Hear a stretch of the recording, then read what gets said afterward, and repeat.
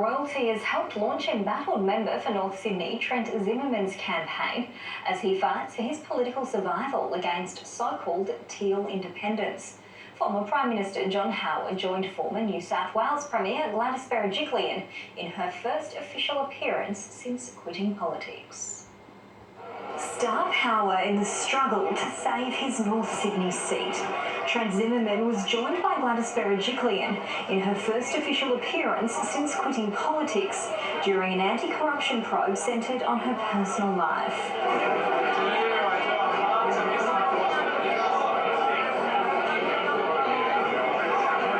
Not just a former Premier, but a previous Prime Minister also lent his support. Thank you so much for coming tonight. Great pleasure. John Howard met party faithful before showing where his own loyalties lie.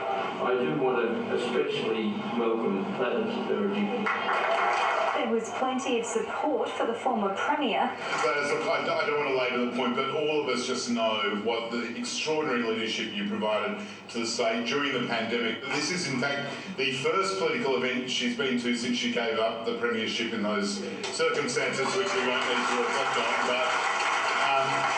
And she actually said she was a little bit anxious about re-emerging. Gladys Berejiklian brushing off the comments before the campaign took centre stage. In North Sydney, I know that we have an enormous challenge.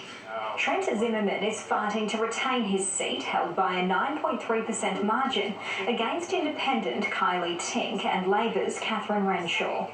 The incumbent says the nation has three major challenges, including post-pandemic economic recovery and national security. The third great challenge and opportunity for our nation is how we do manage that transition to net zero emissions for our economy. But with the coalition's climate credentials being targeted by independents backed by the Climate 200 group, another challenge may be being re-elected to his vulnerable North Sydney seat.